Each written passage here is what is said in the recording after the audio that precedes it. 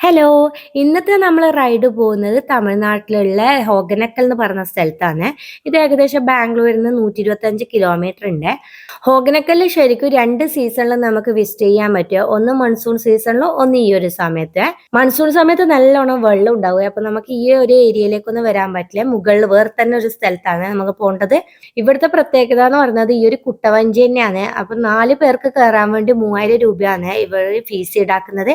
അപ്പൊ ഈ 3000 രൂപ കൊടുത്തു കഴിഞ്ഞാൽ നമുക്ക് 6 വാട്ടർഫോൾസിൽ ഇവര് കൊണ്ടുപോവേ. ഈ 6 വാട്ടർഫോളും കവർ ചെയ്ത് വരാൻ വേണ്ടി ഏകദേശം 2 മണിക്കൂറാണ് എടുത്തിട്ടുണ്ടായിരുന്നത്.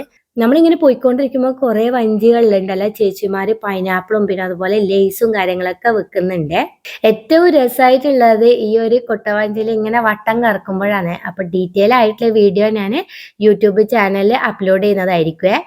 മുമ്പ് ഇവിടെ വിസിറ്റ് ചെയ്തവരാണ് നിങ്ങളെങ്കിൽ നിങ്ങളെ എക്സ്പീരിയൻസും കൂടി ഒന്ന് കമന്റ് ആക്കണേ. പിന്നെ അതുപോലെ തന്നെ എന്നെ ഫോളോ ചെയ്യാതെയാണ് കാണുന്നെങ്കിൽ ഒന്ന് ഫോളോ ചെയ്യാനും മറക്കരുത്.